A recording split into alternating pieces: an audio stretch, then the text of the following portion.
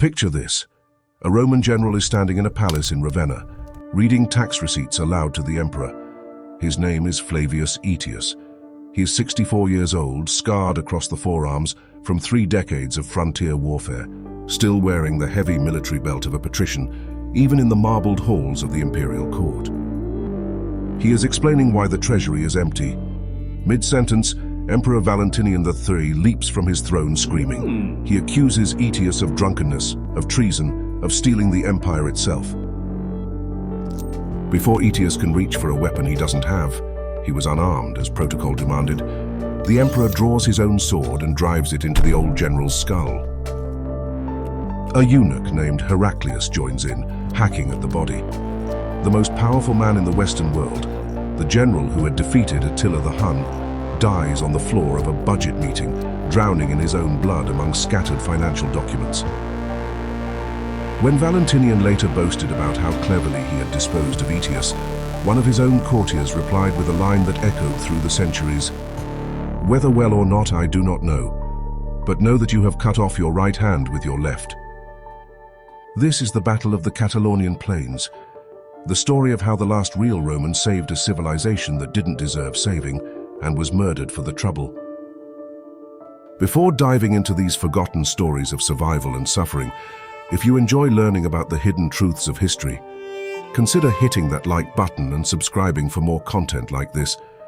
And please comment below to let me know where you're listening from.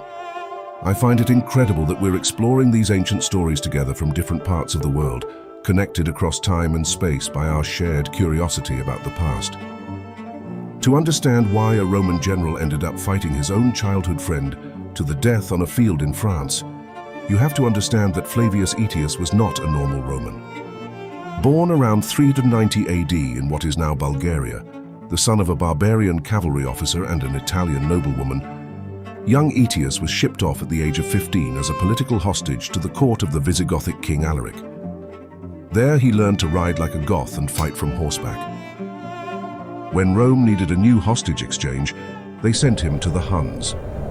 He lived among them for years, learning the composite bow, the feigned retreat, the controlled chaos of steppe warfare.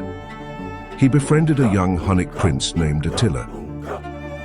This wasn't a diplomatic courtesy, it was a brotherhood forged in the dust and smoke of the Hunnic court.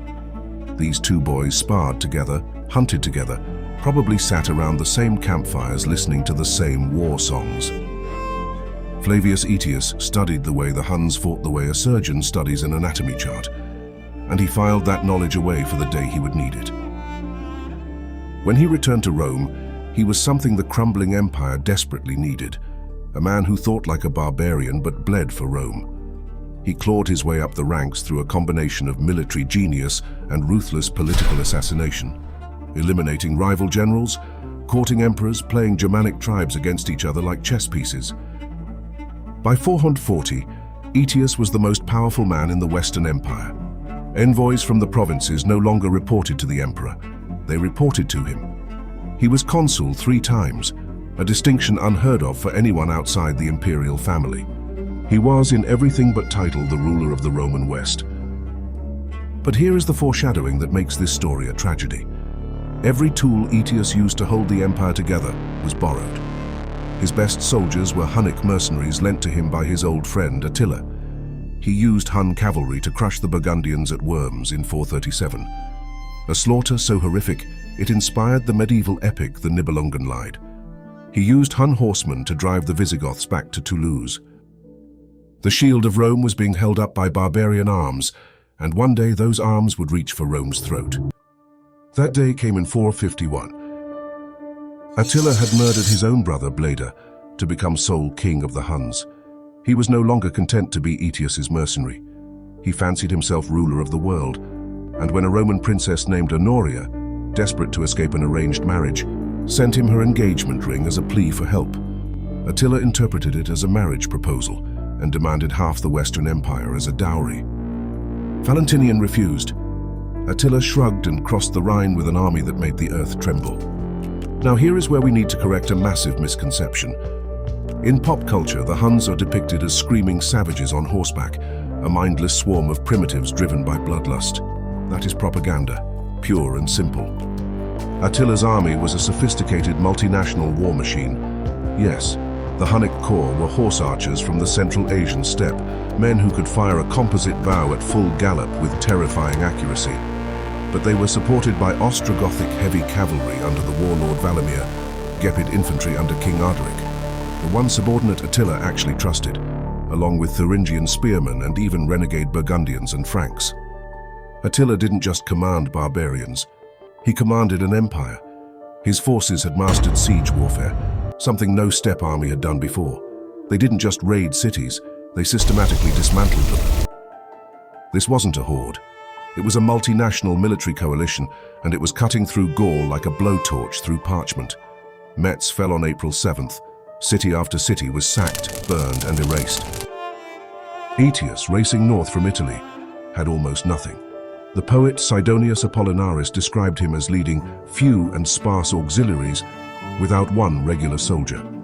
The mighty Roman legions of old were a memory. Aetius needed allies, and he needed them yesterday. So the man who had spent 20 years fighting the Visigoths did something that would have seemed insane a decade earlier. He sent an envoy named Avitus, a smooth-talking former prefect with deep connections in barbarian courts, to King Theodoric the Rus in Toulouse and begged for help. Theodoric had every reason to say no. Aetius had beaten him twice using Hunnic cavalry, the exact same Huns now burning Gaul. But Theodoric was no fool. He looked at the trail of burning cities winding toward his own kingdom and made the calculation. He strapped on his war gear, called his sons, Thorismund and Theodoric the younger among them, and marched north with the full Visigothic army. One by one, other tribes joined: Franks, Burgundians, Alans, Saxons, Armoricans. Rome's enemies became Rome's shield.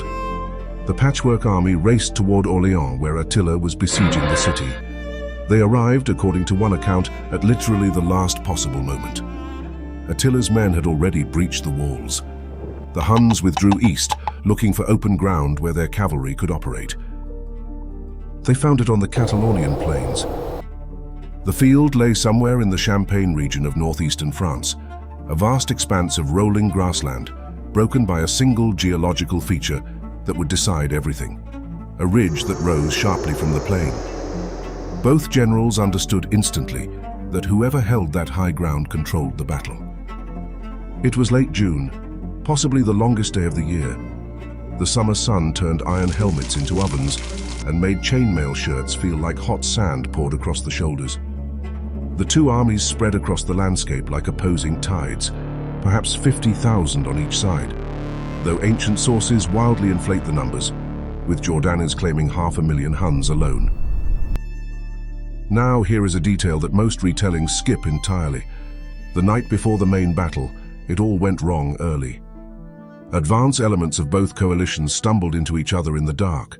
A band of Franks allied with ran headlong into a column of Gepid warriors loyal to... What followed was a savage, confused nighttime brawl. Men fighting by moonlight, unable to tell friend from foe, stabbing at silhouettes and screaming in 5 different languages. Jordanes claims 15,000 died on each side.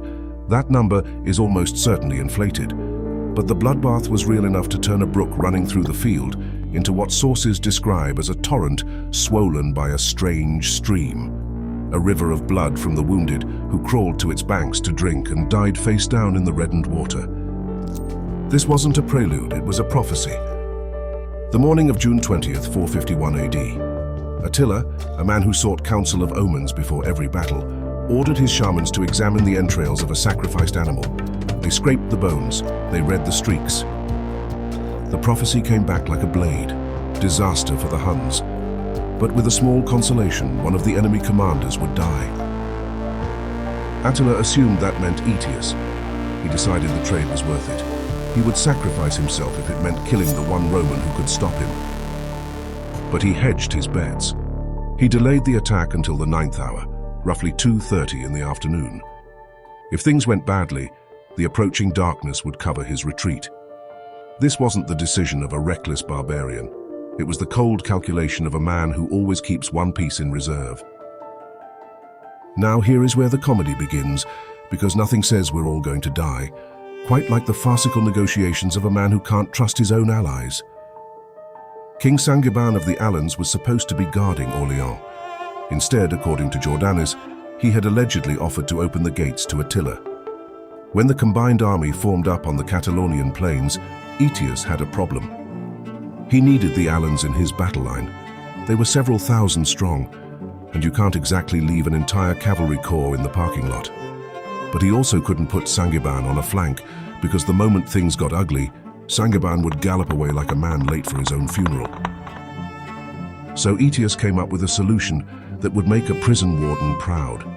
He placed Sangiban and his Alans in the dead center of the line, squeezed between the Roman left and the Visigothic right. The Alans were sandwiched so tightly they couldn't retreat without being trampled by their own allies. Sangiban must have realized what was happening. He looked left. Romans, he looked right. Visigoths, he looked behind him. More Romans, he looked forward. Attila's entire army. He was trapped. The man who couldn't be trusted to hold a gate was now being used as a human cork, plugged into the center of the formation for the sole purpose of absorbing arrows until the flanks could do their work. It was the military equivalent of telling someone, "We'd love your help," while nailing their boots to the floor. This wasn't an allied formation. It was a hostage situation disguised as a battle plan. Aetius placed himself and his Roman troops on the left. Theodoric took the Visigothic right. Attila mirrored the arrangement, Huns in the center, Ostrogoths on his left facing the Visigoths, Gepids on his right facing the Romans. The two armies faced each other across the ridge like mirror images of the same desperate gamble.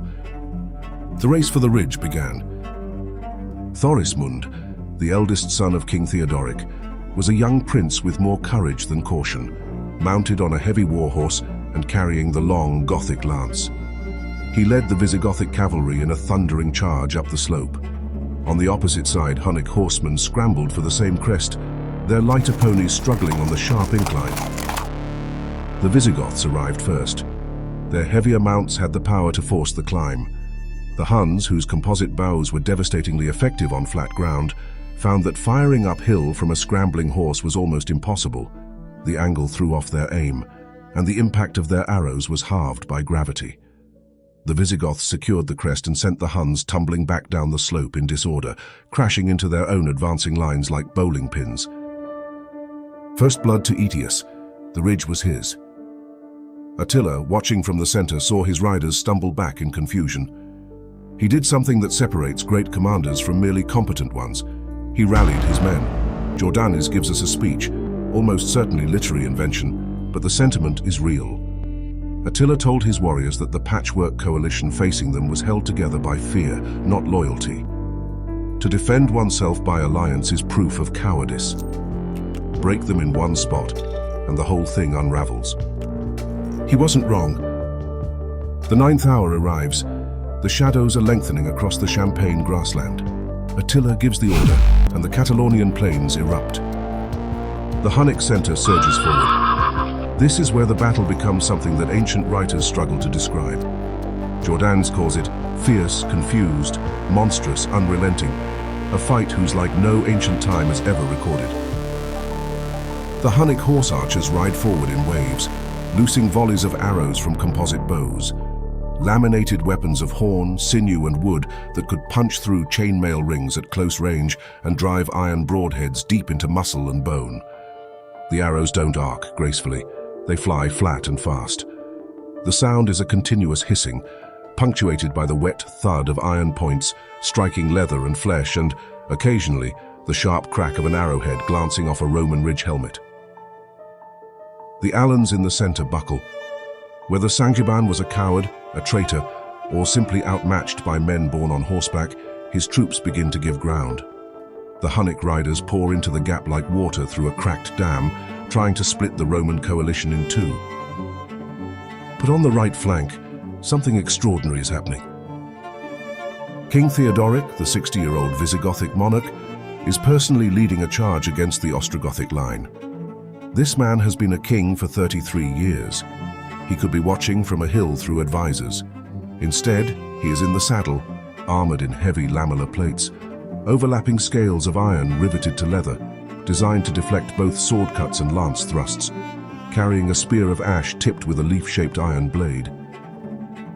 The Visigoths and Ostrogoths were cousins, branches of the same Gothic tree, separated by a century of migration and Hunnic domination. They spoke the same language. They used the same weapons. They worshipped the same Aryan Christ. This wasn't just a battle, it was a family civil war, and both sides knew exactly how the other fought. The collision is devastating. Gothic lance meets Gothic shield. The long Conto spears of the Visigothic cavalry, designed for the initial shock of a charge, shatter on impact. 10 feet of ashwood exploding into splinters against iron-bossed shields.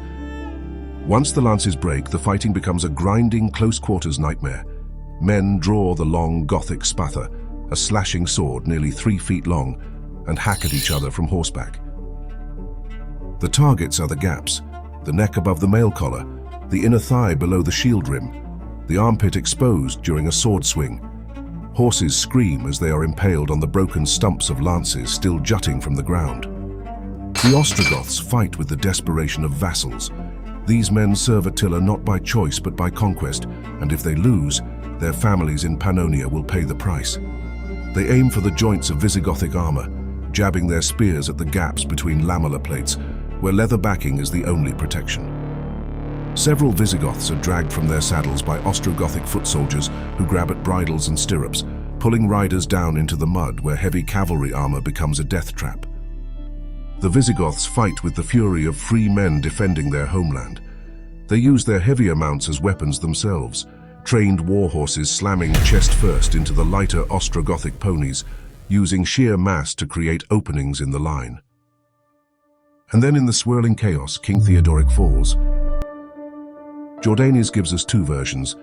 The first, Theodoric was thrown from his horse and trampled to death by his own advancing cavalry. His men charged directly over him without realizing their king was under their hooves. The second, an Ostrogothic warrior named Andag, drove a heavy spear through the old king's body. Since Jordanes served as secretary to Andag's son Gunthigis, this version may be family legend polished to a proud shine. Either way, the result is the same. The Visigothic king dies in the mud and nobody notices. The charge keeps going. The Visigoths don't break, they don't mourn, they don't even slow down. They simply keep killing, rolling over the Ostrogothic line like a wave of iron, driven by momentum that has become its own kind of madness. This is the moment that separates the Catalaunian Plains from 100 other late Roman skirmishes. The hinge of the battle isn't a brilliant tactical maneuver. It's the fact that a king died and his army was too deep in the killing to stop. The Visigoths shatter the Ostrogothic left and wheel inward. Now they are driving toward Attila's own position in the center. Simultaneously, Aetius's Romans and the surviving Alans push forward on the left, grinding into the Gepid line. Arderic's Gepids are formidable heavy infantry. They fight with long swords and heavy shields contesting every yard, but they are being compressed between the Roman advance and the collapsing Hunnic center. Attila, for the first time in his life, is losing control. The Hunnic center begins to crumble under the Visigothic assault from the flank. The horse archers can't fire their bows without hitting their own men. The battle compresses into a killing space where the Huns' advantages in speed and mobility count for nothing. At close quarters, the heavier Gothic and Roman equipment is lethal. The long spatha cleaves through Hunnic leather armor, while Hunnic short swords struggle to penetrate Roman chainmail and Gothic lamella. Attila retreats toward his camp. A massive circle of wagons arranged like a mobile fortress, the standard defensive formation of steppe armies since before recorded history. Think of it as a wooden castle that travels. The wagon walls are reinforced with hides and timber, creating a barrier that cavalry cannot easily breach. The Romano-Gothic charge sweeps past the wagon circle in the fading light, pursuing fleeing Hunnic warriors into the gathering darkness. And this is where the battle descends into pure chaos. Thorismund, who has been leading the Visigothic cavalry with reckless courage all afternoon, gets turned around in the twilight. He charges straight into Attila's wagon camp, thinking it's his own lines. Suddenly, the Visigothic prince is surrounded by Huns in near total darkness. A blade catches him across the head, knocking him from his horse.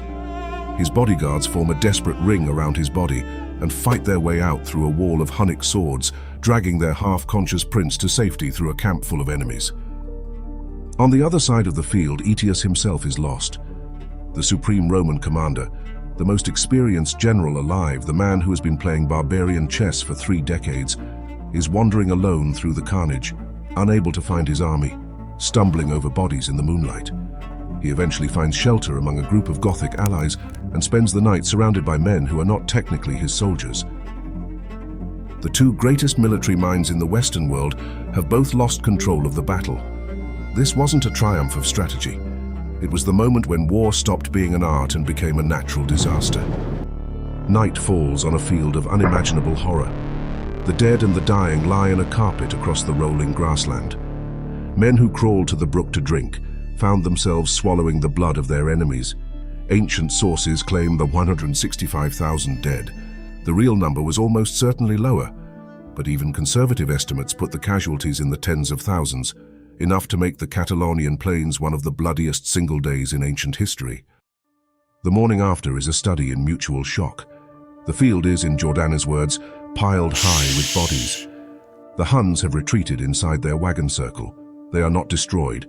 They still have archers, still have organization, but they are besieged, starving, and going nowhere. Inside that circle of wagons, Attila the Hun does something no enemy has ever seen. He orders a funeral pyre built from wooden saddles, horse trappings stacked into a tower of kindling at the center of the camp. If the Romans breach the wall, he will throw himself into the flames. The Lord of the Huns will not be taken alive. Jordanes gives us the image that defines Attila's character in a single sentence. He was like a lion pierced by hunting spears, who paces to and fro before the mouth of his den and dares not spring, but ceases not to terrify the neighborhood by his roaring. This wasn't despair, it was defiance. Even cornered, even beaten, Attila was performing. Meanwhile, the Visigoths are searching the battlefield for their missing king. After hours of turning over corpses, they find Theodoric's body where the dead lay thickest, trampled, blood-caked, barely recognizable. His warriors lift the corpse onto their shields and carry him through the ranks, singing funeral hymns in Gothic, in full view of the Hunnic camp. This wasn't a retreat. It was a funeral procession staged as an act of war. Thorismund, bandaged and burning with grief, wants to storm the wagon circle and finish Attila. But Aetius stops him, and this is the decision that makes Aetius both the savior and the doom of Rome. "Go home," Aetius told him. "If you stay here, your brothers will seize the throne in Toulouse. Ride south now, before you lose your kingdom." Practical advice, also a cold lie. Aetius didn't want Attila destroyed. He needed the Huns alive as a counterweight to the Visigoths. If Attila were annihilated, the Goths would become the dominant force in Gaul, and Aetius would have no leverage over them. So he let Attila go. He dismissed the Franks with the same logic. And Attila, to his own astonishment, was left to pack his wagons and limp back across the Rhine, his aura of invincibility shattered, but his army intact. This wasn't a victory. It was a chess move disguised as mercy, and it would cost Aetius everything. The immediate aftermath of the Catalaunian Plains was the scene that nobody paints but everyone should remember.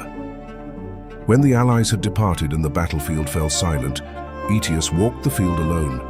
Tens of thousands of dead, Huns, Goths, Franks, Alans, Romans, tangled together in a tapestry of death so complete you couldn't tell conqueror from conquered. The brook that cut through the field had become a sluggish red channel, clogged with bodies. Weapons, broken helmets, shattered wagon wheels, the wreckage of 2 civilizations scattered across a French meadow like refuse after a storm. And Aetius collected the spoils for himself. Gregory of Tours tells us that once the allies were gone, the general gathered whatever plunder remained. The irony should make your stomach turn. The man who just saved Western civilization was scavenging the battlefield like a crow, picking through the armor of the dead because the empire he served couldn't afford to pay its own soldiers. For 3 more years, Aetius held the fraying threads together. Attila invaded Italy in 452, sacking cities all the way to the Po River. Aetius could do almost nothing. The army that fought at the Catalaunian Plains was spent. It was Pope Leo X, not Aetius, who negotiated Attila's withdrawal. The savior of Gaul watched helplessly as Italy burned. Then, in 453, Attila died on his wedding night. He drank too much, burst a blood vessel, and bled to death in bed beside a new bride too terrified to call for help. The greatest conqueror of the age was found in a puddle of his own blood the morning after a party. The scourge of God undone by a wine cup. History's punchlines are always cruel. With Attila dead, the Hunnic Empire splintered within a year. And here is the final devastating irony. The one development that should have made Aetius safe instead sealed his fate. Without the Hunnic threat, Aetius was no longer essential. The tool Rome had used to survive was now a political liability, a general too powerful for a weak emperor to tolerate. On September 21st, 454 AD, Aetius walked into the imperial palace at Ravenna to deliver a routine financial report. He was unarmed. He had no reason to suspect danger. The man who had outsmarted Attila, who had played every barbarian king in Europe like a puppet, who had waged war across 3 decades in a dozen nations, walked into a budget meeting and never walked out. Valentinian accused him of plotting against the throne. Aetius tried to defend himself with words. The emperor drew his sword. Heraclius, the eunuch chamberlain, joined in. They hacked the old general to death on the marble floor. Here is the non-combat moment that should haunt you more than any cavalry charge or siege. Imagine the scene. The greatest military mind in the Western world is lying dead on a palace floor, killed not by a Hunnic arrow or a Gothic spear, but by the shaking hand of a man who had never held a sword in battle. The financial documents Aetius had been reading are scattered around the body, soaking in blood. The tax receipts of a dying empire, stained red by the death of the only man who could have saved it. 6 months later, 2 of Aetius's former bodyguards, Hunnic warriors named Attila and Faustila, found Valentinian practicing archery in a field outside Rome. Attila struck the emperor on the side of the head. When Valentinian turned in shock, Attila struck again. Faustila killed Heraclius. Not a single soldier standing nearby lifted a hand to save the emperor. They had all served under Aetius and they remembered. Within 21 years, the Western Roman Empire was gone. Here is why this story matters, not as history but as a warning. We tell the story of Rome's fall as a story about barbarians at the gates. It's cleaner that way. Outsiders showed up, broke down the walls, and the lights went out. But that isn't what happened. The Catalaunian Plains proves it. In June of 451, Rome still had the ability to assemble a coalition, outmaneuver a genius, and hold a field against the most feared army on earth. The machinery still worked. The problem was never the barbarians outside. It was the emperor inside. A man so threatened by competence that he murdered his best general with his own hands, then was killed in turn by the dead man's friends, setting off a chain of collapse that no one could arrest. We remember Thermopylae because the heroes die clean. We remember Attila because the villain is dramatic. We don't remember Aetius because the lesson is uncomfortable. The last great Roman won his battle, saved his civilization, and was butchered by the civilization he saved.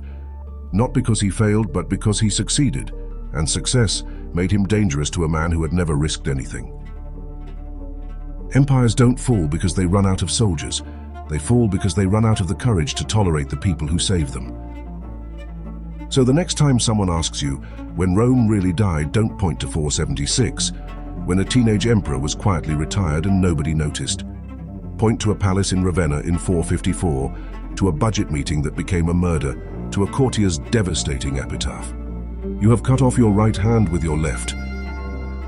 That's when the lights went out. Everything after was just the darkness settling in. If you made it this far, you're a true history enthusiast. Please verify your subscription now. It really helps the channel keep these forgotten stories alive.